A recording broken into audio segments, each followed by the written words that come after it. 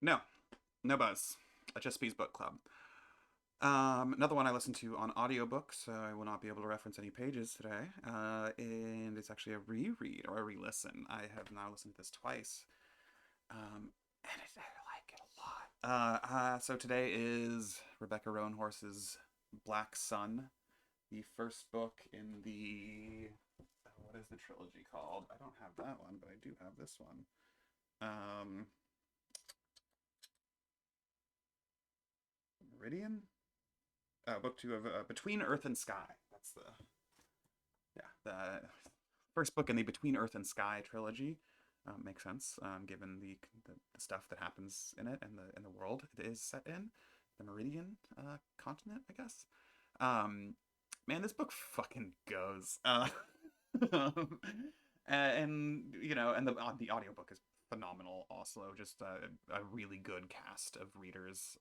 Just uh, doing doing cool word stuff for stories. Um,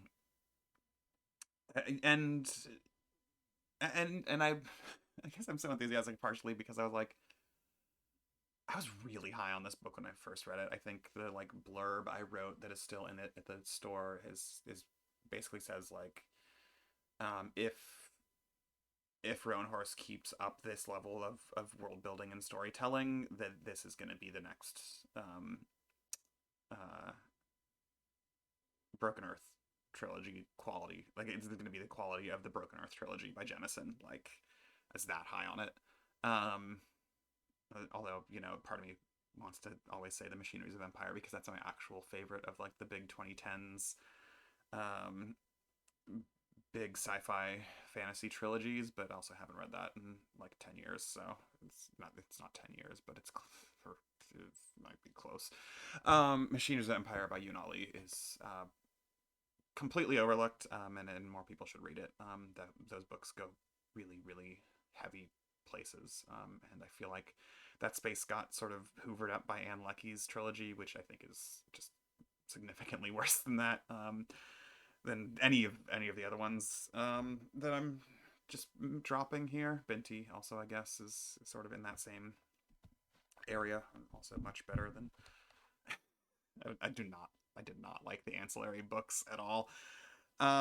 Anyway, so I came into this with pretty high expectations on a reread, and I was like, oh, I'm gonna be disappointed, aren't I? And I wasn't. Just straight up, it was as fun and fucked up and intricately built and told with like a with an interest in detail and character and plotting that I this book is phenomenal. Black Sun is yeah, just excellent example of genre that I'm not always a huge fan of, which is like the more fantasy side of things. It's got a map in the front of the book. I'm pretty sure. Having only listened to an audiobook, I have sold a lot of copies of it at the store, partially through that blurb. So I have looked at the book, but I haven't in a while. Anyway, I'm not looking at my notes because I'm doing these from a huge black backlog. Yeah, I've kind of. Oh yeah. Yeah. So there's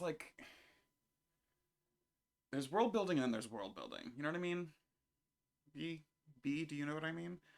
In case you don't, in case I don't. Um, there's the kind of world building you do by um, either by explication or implication, right?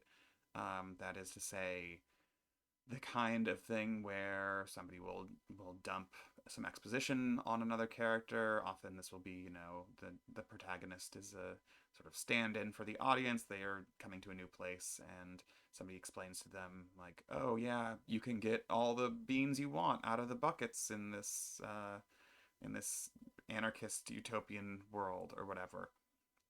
Um,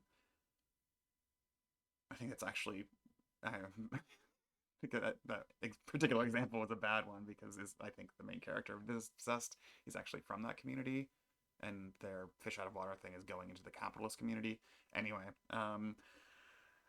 uh, so there's like the lore dumping version of world building, and there's the more subtle version of that, which is like, ways certain characters talk indicates, that there's, regional differences, or but like explicit world building in terms of like, here is how this world is different from our own. Here are things that are happening that indicate that we are in a secondary world of some sort. Then there's the sort of more implicit stuff, which is like, I guess, descriptions of. Uh, I mean, okay, so there's explicit descriptions of things in narrative voice. Um, ooh, we got a DJ downstairs now. Um, it's not too noticeable. Okay, I'm just gonna crank it down a little bit. Okay. There's also the explicit version of that, which is just in narrative voice descriptions of, the gates of this, big old castle somewhere, that indicate that, like, oh, this world is different from our own. Um, and then there's like the implicit stuff that's like, here is fucking uh, you learn something about the world by way of characters interacting with one another, for instance. Like, not about the world, but you learn that certain parts of whatever fantasy world are fundamentally accepting or discriminatory against variant sexualities by way of, somebody saying like, "Oh, you're gay," or somebody saying like, "What's gay mean?" That's just people have sex or whatever. And then there's this other way that is done pretty not infrequently. And again, probably the major example of this is the map at the front of a book. But there's also things like made up epigraphs, or like, in world sort of paratexts. And Black Sun does that shit so well. Like, every chapter opens with like a quote from something in world, that like feels like a fully fleshed out thing. It like feels like Roanhorse might have genuinely written. There's like a recurring thing that's like, I can't remember the exact phrasing of the title, but it's like, written it's like written by Saya, age 13, I think. And Saya is like Serapio's mother's name. And it's like Observations on Crows, I think, is the title of the book that these quotes are from.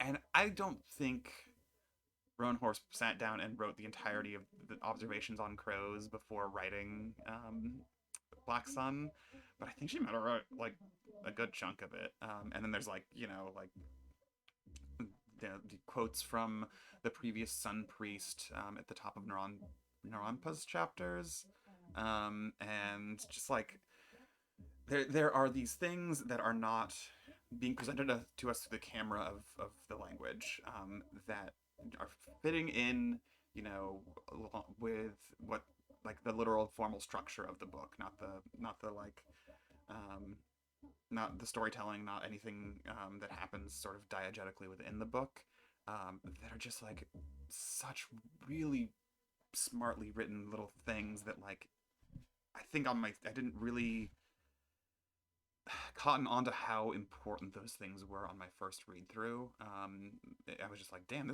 this world is fucking really well built. And then, yeah, listening back, I was like, man, that Observations on Crows shit is really hitting in a way that I did not expect, and not in a like, this foreshadows the major plot development that happens later that I now know about because I've already experienced it, but just in a like, there's such good texture here. Holy shit.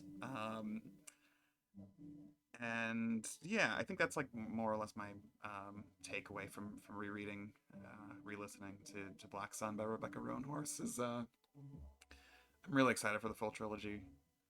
I think the first book on its own is pretty fucking masterful, and I'm glad I listened to it.